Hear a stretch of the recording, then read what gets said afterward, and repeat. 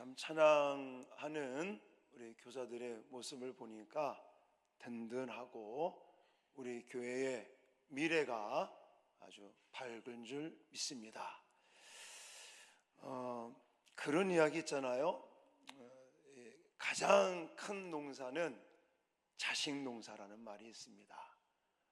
교회에서도 물론 엄청나게 많은 사역들이 있지만 이 다음 세대를 책임지는 이 교육 부서 이 사역이 가장 중요하지 않나 하는 생각을 갖습니다. 교사 혼신 예배를 준비하면서 어떤 말씀을 좀 나누면 좋을까 좀 고민을 상당히 많이 했습니다. 교사 혼신 예배를 굉장히 많이 하지 않았겠습니까? 또 그때마다 외부 강사가 물론 온 적도 있지만 제가 혼신 예배 설교를 좀 많이 했었고, 제 지금 외장 하드에 담겨져 있는 교사 혼신 예배의 설교 자료가 한 12개가 있더라고요. 그러니까 12번은 한 거죠, 최소한. 많은 이야기들을 했는데 과연 올해는 어떤 이야기를 교사들하고 같이 나누면 좋을까 여러 가지 고민을 하다가 한번 옛날 중고등부 사역을 오랫동안 하고 또 부산에 내려와서 교회를 개척하고 우리 다음 세대 아이들을 어떻게 좀 키워보겠다고 지역 아동센터도 해보고 여러 사역들을 하면서 지내왔던 이제 날들을 이렇게 떠오르게 됐습니다. 그래서 그런 생각을 하다가 그래, 다음 세대를 살리자고 또 살리겠다고 혁신을 일으키겠다 이런 이야기로 한 지가 벌써 한 7년, 8년이 지나는 것 같은데 이쯤에서 정말 우리 교회의 다음 세대를 살릴 길은 이거밖에 없구나 하는 생각을 다시 한번 가슴에 새기면서 제목을 복음으로 살리자 이런 제목을 좀 붙이게 되었습니다. 여러분, 하나님이 이 땅을 다스리시는 방법이 있습니다. 하나님을 모르는 사람들은 그것을 뭐라고 말하냐면 자연의 섭리 이렇게 말합니다. 그런 거죠. 해가 어디서 떠요? 동쪽에서 해가 뜹니다. 그리고 저녁이 돼서 해가 질 때는 서쪽으로 해가 지죠. 이걸 가리켜서 믿지 않는 사람들은 자연의 법칙이다, 자연의 섭리다 이런 말을 하는데 우리 믿는 사람들은 하나님께서 이 땅을 다스리는 방법인 것이죠. 다시 말해서 하나님은 질서, 규칙 이런 것들을 통해서 자연 만물을 다스리시고 통치해 가신다는 것입니다.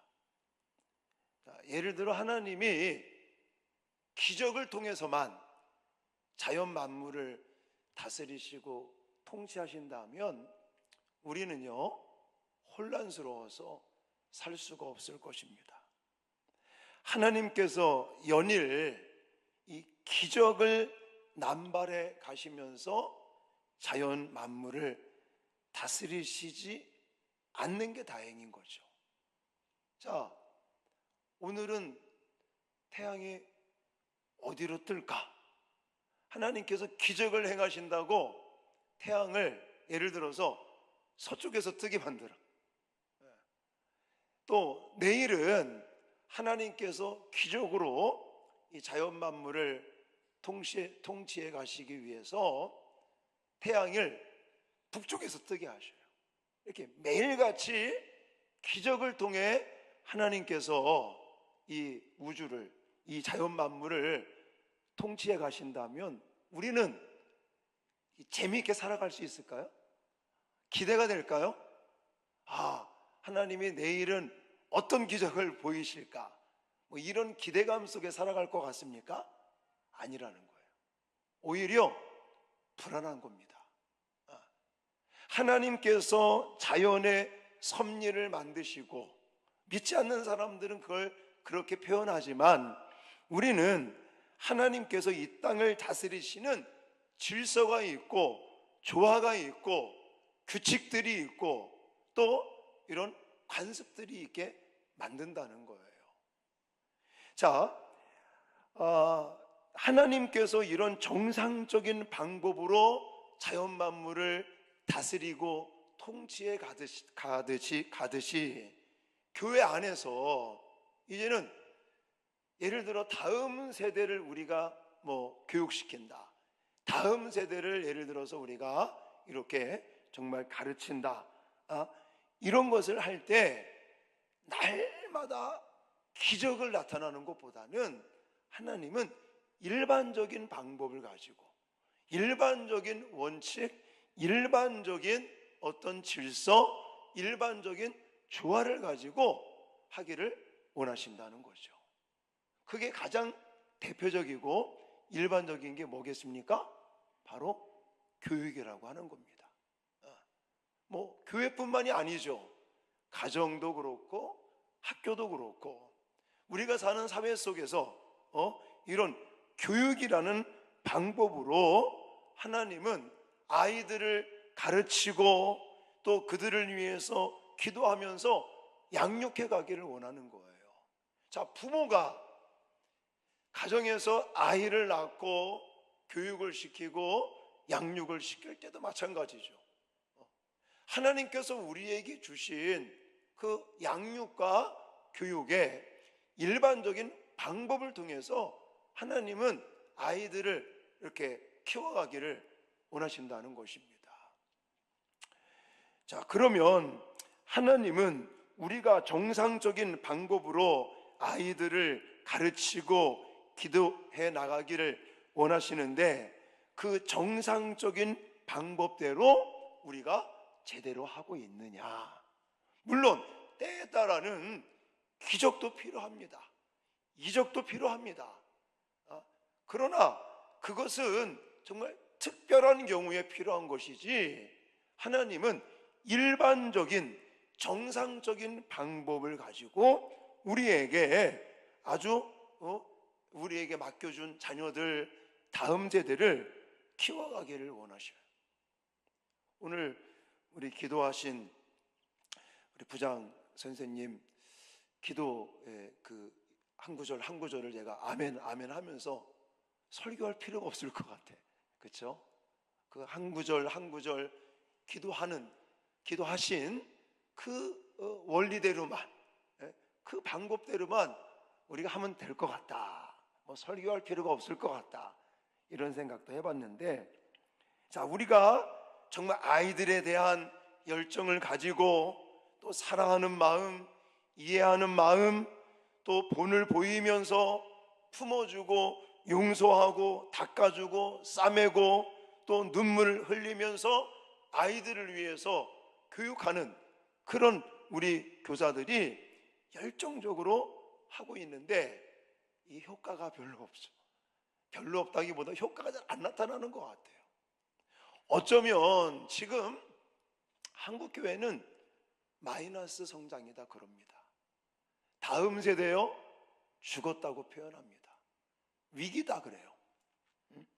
많은 사람들이 한국 교회의 주일학교, 일명 교회학교, 주일학교 이렇게 부르죠. 위기를 맞고 있다 이렇게 말하고 있습니다. 아이들은 자꾸만 줄어들고 있어요. 우리 교회는 이 환경이 너무너무 좋기 때문에 꾸준하게 성장해 가고 있지만 지금 난리가 아닙니다. 여기 강 건너 사구만 가도 애들이 없어요. 교회 주일학교 예배 따로 드리지 않고 어른들하고 그냥 같이 예배를 드리는 경우도 많이 지금 발생하고 있습니다. 그럴 수밖에 없는 게 우리 대한민국 교회에서 가장 크다고 하는 통합측 예장 통합측 자료를 제가 뽑았는데, 교계 통계에 보면요, 2012년도서부터 2021년 10년의 세월 동안 다음 세대가 얼마나 줄었다고 지금 통계가 나온지 아십니까? 약 40%에서 42%가 줄었다고 나와요. 근데 사실은 여기에는요 좀 허수가 있습니다. 그게 무슨 말이냐면, 저희 교회도 이제 노회 때가 되면 노회로 보고를 합니다. 예를 들어 유치부는 몇 명 재적에 평균 출석은 몇 명, 중고등부 재적이 몇 명이고 평균 출석이 몇 명이고, 청장년 다 이 부서마다 우리가 노회에 이렇게 보고를 하면 노회에서 또 취합을 해가지고 총회로 보고를 하고, 그래서 총회적인 통계가 나오는데, 일반적으로 저는 한 번도 그런 적은 없지만, 예를 들어서 어느 교회가 봄노회 때 보고를 했는데 가을노회 가서 숫자가 줄었잖아요.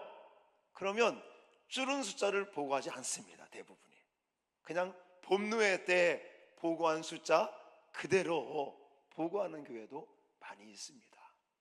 그러니까 일반적으로 제가 개인적으로 생각할 때는 이 통계라는 게 사실은 허수가 좀 있다, 이렇게 생각이 되어지는데, 제가 지금 숫자를 이렇게 가져왔는데, 지금 2012년서부터 2021년 예장 통합이라고 하는 교단의 교회학교 학생 이 추이를 제가 뽑아온 거예요. 10년 사이에 약 40%가 줄었어요. 어마어마한 겁니다. 예를 들어서 중고등부 같은 경우에 2012년도에 17만 1660명이 통계가 있었는데 10년이 지나니까 40%가 줄어버린 거예요. 10만 명밖에 남지가 않는 거예요. 자, 초등부가 6만 4175명이었는데 10년이 지난 2021년도 되니까 3만 9천 명 정도밖에 남지 않은 거예요. 이게 가면 갈수록 이게 늘어나야 되는데 계속 지금 줄고 있는 거죠.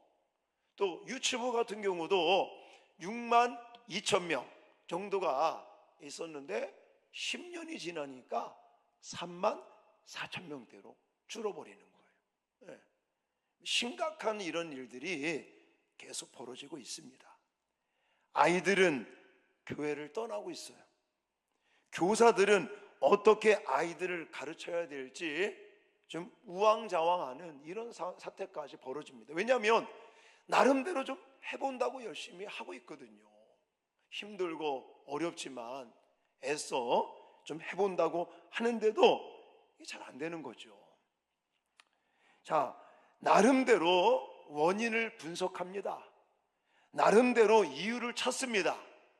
그 원인과 이유를 들어보니 어떤 사람들은 우리 교회는요 너무 구닥다리가 많아요.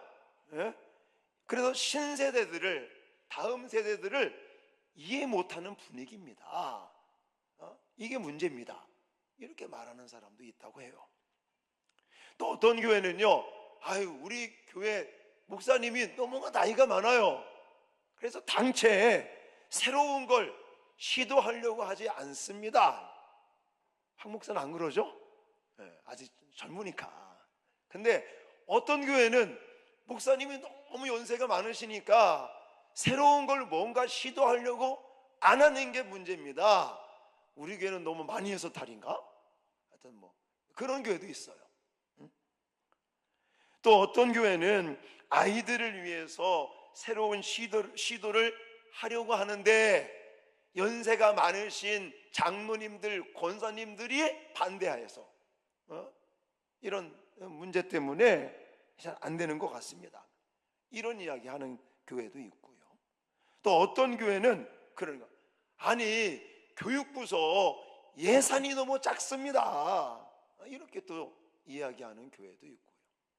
또 어떤 교회는 담당 교육자가 너무 실력이 좀 없는 것 같습니다, 이렇게 또 불만을 토로하는 그런 교회도 있다고 합니다.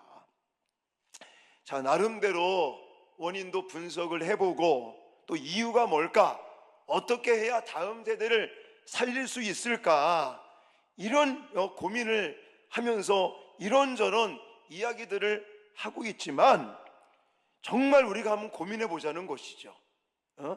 정말 이런 이유 때문에 아이들이 교회에서 사라지고 있는 건가? 진짜로 무엇 때문에 지금 한국교회 다음 세대가 지금 위기에 빠져 있는 걸까? 물론 시대적으로 저출산이라고 하는 이런 문제도 우리가 피해 갈 수는 없다고 생각이 되어집니다. 하지만 저출산이 있다고 할지라도 아이들을 열심히 전도해서 교회로 오게 할 수 있는 그런 또 길이 있지 않겠습니까? 과연 그게 무엇일까? 이걸 좀 고민해 보자는 것이에요. 저는 이런 고민을 하면서 옛날 제가 했던 사역들을 좀 생각을 해봤습니다. 저는 좀 전도사 시절 때, 강도사 시절 때는 청소년 사역을 좀 많이 했었습니다.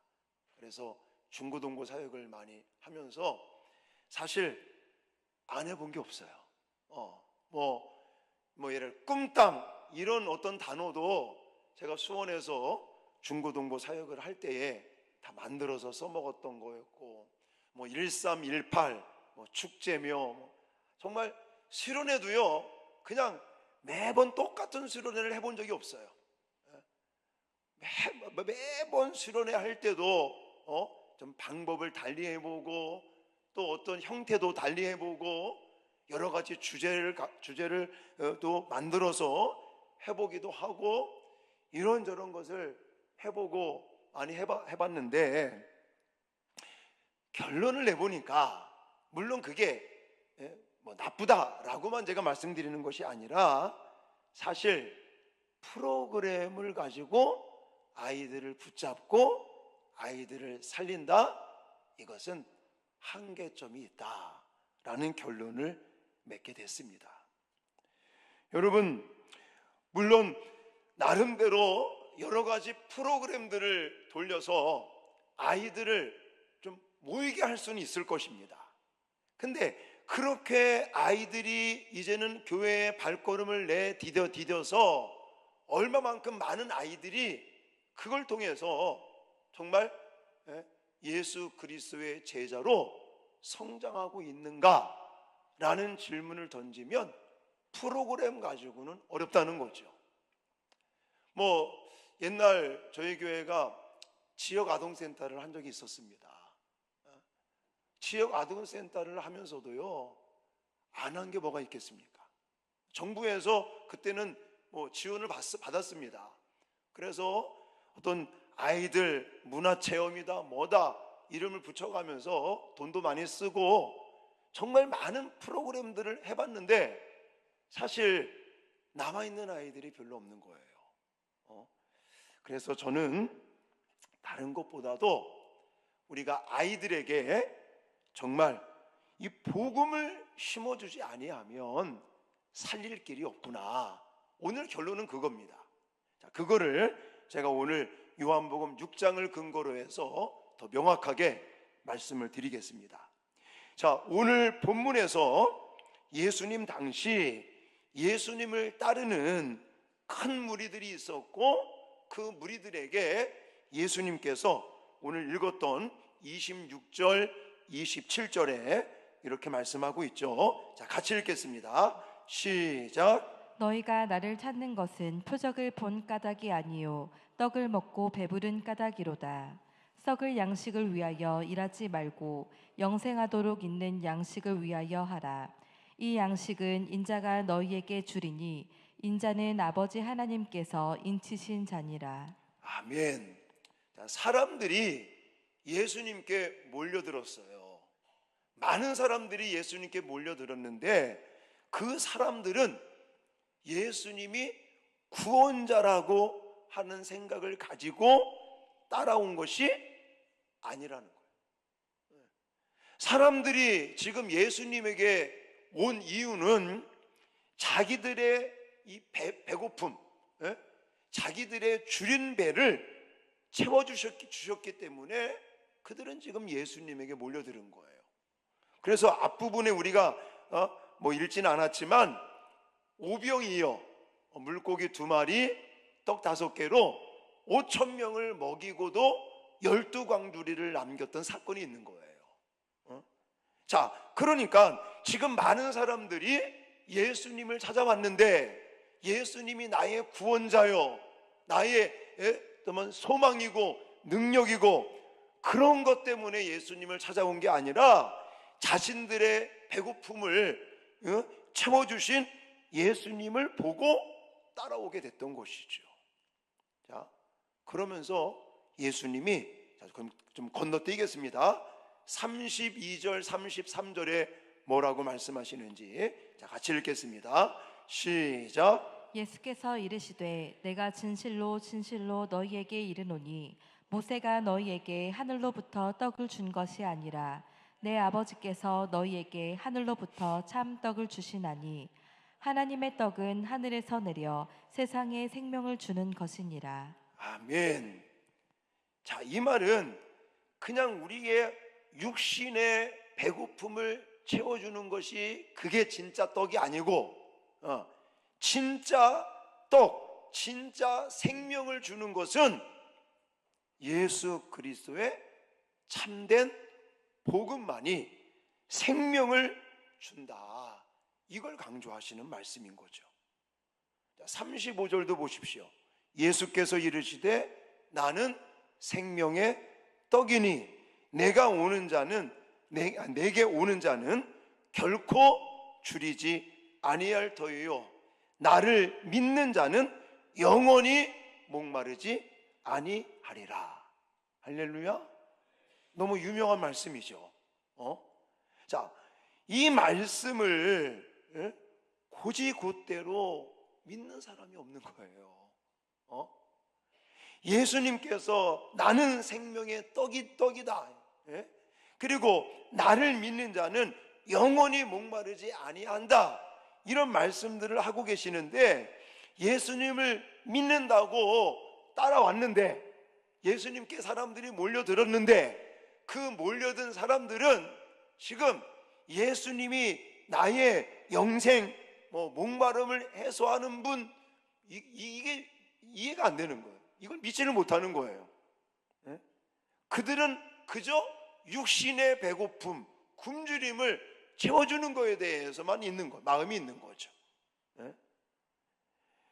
자, 예수님을 믿는다고 하면서도 줄일 것을 염려하고 목마를 것을 염려하고 입을 것을 염려하고 잠잘 곳을 염려하는 이런 사람들, 예수님이 53절로 넘어가시면 또 이런 말씀도 하시죠. 같이 읽겠습니다. 시작. 예수께서 이르시되 내가 진실로 진실로 너희에게 이르노니 인자의 살을 먹지 아니하고 인자의 피를 마시지 아니하면 너희 속에 생명이 없느니라. 아멘. 예수님이요 이제 한술 더 뜨시네요. 뭐라고 그래요? 내 살을 먹어라, 내 피를 먹어라. 우리가 식인종인가? 이거 뭐 사이비 같다? 이 사이비 같은 이야기를 하네. 어쩌면 이런 생각까지 들 수 있을 겁니다. 내 살을 먹고 내 피를 마시는 자는, 이 말씀에 많은 사람들은요 수군거리는 거예요. 제자들도 이 말씀을 도저히 이해하지도 못하고 믿지도 못하고 있는 겁니다. 아니 도대체 예수님이 지금 무슨 말씀을 하는 거야 이게? 아니 사이비 종교도 아니고 왜 사람의 생피를 먹고 마셔야 된다고 하는 거지? 지금 이렇게 반응하고 있는 거라고요. 그러면서 어떤 일이 벌어지냐면요, 66절로 가보십시오. 자, 66절 시작. 그때부터 그의 제자 중에서 많은 사람이 떠나가고 다시 그와 함께 다니지 아니하더라. 아멘. 이제 예수님에게 이 많은 사람들이, 군중들이 몰려들었다가 예수님이 계속 복음을 얘기하는 거예요. 생명을 얘기하고 또 내 살과 피를 먹어야 된다, 이 복음에 대한 이야기를 계속 하니까 그것을 받아들이지 못하고 이해하지 못하고 믿지 못하는 자들은 다 그걸 이상하게 생각을 하고 예수님을 떠나가는 자들이 생기는 거예요. 자, 저는 이 장면을 보면서 어쩌면 지금 우리 시대가 이러지 않을까, 이런 생각을 해보는 겁니다. 예수님께서 세상에 떡을 줄 때는요, 사람들이 애워쌉니다. 사람들이 많이 따랐습니다. 그런데 진짜 생명의 떡, 진짜 하늘의 떡, 그 복음, 생명의 말씀, 이거에 대한 이야기를 하니까 사람들이 겉으로는 믿습니다, 겉으로는 좋습니다 라고 얘기를 하지만 결국은 사람들이 하나 둘씩 떠나가는 사람들이, 저는 이런 사람들을 가리켜서 복음을 포기한 사람들이다 라고 표현하고 싶어요. 결국 복음을 포기한 자들은 생명을 얻지 못하는 거죠. 그리고 복음을 포기한 제자들인데 그들이 어떻게 복음을 전할 수 있겠습니까? 여러분, 생명은 어디에 있다고요? 복음에 있는 거죠. 근데 나도 복음을 확신하지 못하면서 어떻게 내가 다른 사람의 생명을 살릴 수 있겠습니까? 결론이 이거예요. 자, 우리가 복음을 가지고 있다고 그래요. 그리고 복음을 아이들에게 가르치고 전하고 있고 또 그렇게 아이들이 복음으로 무장되기를 원하고 있는데 이게 잘 안 돼요. 원인이 뭘까? 내가 지금 정말 확실한 복음을 확신하고 있는 건가? 내가 복음 가운데 거하고 있는 건가? 이 질문을 던져야 될 것입니다.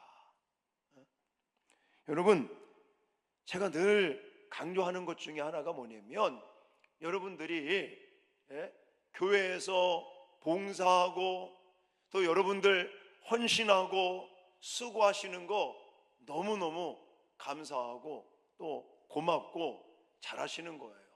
근데 뭐가 없이 그걸 하시면 나중에는 문제가 생겨요. 뭐가 없으면 안 될까요? 내가 충전하는 게 있어야 되는 거예요. 충전하는 거. 많은 사람들이 교사의 직분을 감당해요. 많은 사람들이 또 다른 어떤 직분을 가지고 교회에서 섬기고 봉사하고 헌신하고 희생한다고 합니다. 하다가 많은 사람들이 감정이 상해요. 그리고 그 상한 감정 때문에 굉장히 힘들어합니다. 자, 여러분, 우리가 복음으로 충만해져 있지 아니하고 내가 복음에 확신이 없고 내가 복음으로 정말 은혜를 충만히 받지 못하는데 어떻게 나에게 맡겨준 아이들에게, 양떼들에게 복음으로 채워줄 수가 있겠습니까? 우리가 복음에서 떠나 있기 때문에 아이들은 죽어가고 있다, 저는 그렇게 표현하고 싶어요. 여러분, 물론 더 좋은 시설이면 좋겠죠. 근데 옛날 생각해 보시라고요. 옛날에 이렇게 좋은 예배당이 어디 있었습니까? 제가 은혜 받은 교회는요, 마룻바닥이 마룻바닥, 겨울 되면 무릎이 시릴 정도로, 뭐 난방이 그냥 갈탄, 옛날 갈탄 때는 그런 난로가 있었는데요, 갈탄도 없으니까 거기다가 장작을 쪼개가지고 장작을 떼가면서 예배를 드리고 기도회를 하고, 그거 하고 나면요 먼지가, 연기가 꼬박꼬박꼬박 나온다고. 연통을 막 이렇게 해가지고, 그런 데서 그 무릎이 시렵고 무릎이 아파도 그 당시에는요 그냥 마룻바닥에 방석 하나 놓고 거기서 옛날 말씀드렸잖아요.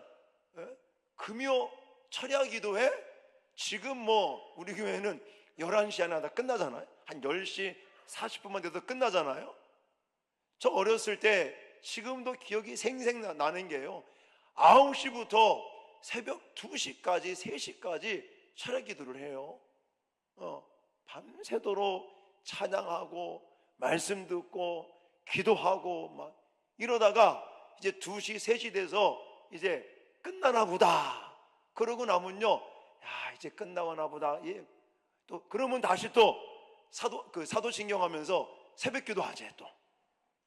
그래가지고 뭐 새벽 4시까지 막 거의 밤을 새가면서 옛날 철야기도 했던 기억들이 나요. 여러분, 옛날 그렇게 신앙생활할 때 이렇게 좋은 예배당이 어디 있습니까? 이렇게 좋은 환경이 있었어요? 없었잖아요. 춥고 막. 근데도 그곳에서 은혜를 받고 성령의 기름 부으심을 받고 성령을 체험하고 막 뒹굴고 막 눈물 콧물 짜면서 하나님께 기도했던 그런 추억들이 여러분도 가지고 계시잖아요. 여러분, 시설이 문제일까요? 물론 좋은 시설이 좋지만 꼭 시설이 문제가 되지는 않는다고 저는 생각을 합니다. 여러분, 사람이 없을까요? 그렇지도 않습니다. 교회 어른들이 고리타분하고 우리 젊은 세대와 안 맞는다고요? 그렇지 않습니다. 지금 우리에게 문제는요, 복음이 약화된 거예요. 복음의 능력이 지금 약화된 게 문제라는 것이죠. 교사인 우리들이 복음의 능력으로 충만해 있다면 우리들로부터 흘러나오는 그 복음의 능력 때문에 다음 세대가 살아나게 될 것을 믿습니다. 그래서 저는 올해 우리 교사 헌신 예배 때 내가 복음에서 떠나 있지는 않는가, 말로는 복음을 외치고 있는데 정말 이 가슴 속에 예수 그리스도의 복음으로 내가 충만해 있는가. 내가 충만해 있어야 나에게 맡겨주신 그 양들, 아이들, 그 영혼들을 복음으로 살릴 수 있다. 할렐루야. 이 말씀을 드리고 싶습니다. 그리고 복음은 어디에 있어요? 말씀 안에 있죠. 성경 안에 있는 거죠. 그래서 우리는 올해도 우리 교사들이 더 앞장서서, 여러분 의무감으로 하지 마시기 바라요. 제발 부탁이 그거예요. 내가 목사이기 때문에, 교사이기 때문에 물론 그렇게 할 수도 있겠죠. 그러나 저는요, 목사고 설교를 하기 위해서 성경을 연구하고 말씀 묵상을 하고 이런 것도 있지만, 저는 말씀 묵상을 하고 설교 준비를 하고 이러면서 제 자신이 먼저 은혜를 받아요. 그래서 내가 은혜로 충만해야 성도들에게도 영향력을 끼칠 수 있는 거지. 그러니까 그 의무감으로 제발 하지 마시라고요. 내가 교사하고 내가 복음으로 충만하기 위해서 의무감을 가지고 하면 힘들어지고 지칩니다. 근데 그게 아니라 내가 은혜 받기 위해서 그렇게 하는 거죠. 내가 복음으로 충만하기 위해서 하는 거예요.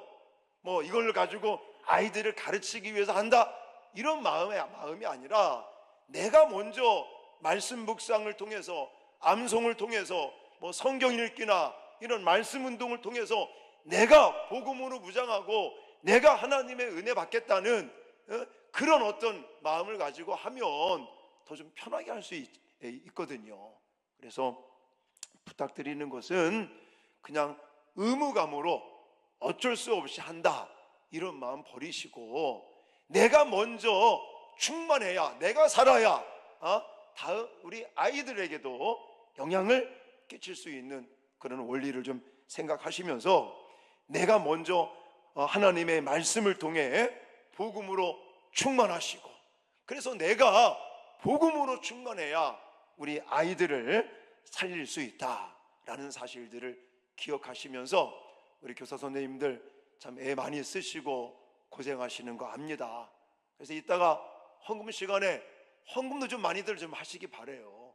헌신 예배 때 헌금하는 것은 예를 들어 교사 헌신 예배다 그러면 헌금해서 교사들을 위해서 쓰고 항상 이렇게 하니까 여러분들 어쨌든 이따 헌금할 때도 우리 교사 선생님들 힘내시라고 헌금도 좀 많이 하시고, 그래서 우리 다음 세대가 더더욱 활성화되고 살아나는 역사가 우리 교회 안에 있어지기를 주님의 이름으로 축원합니다.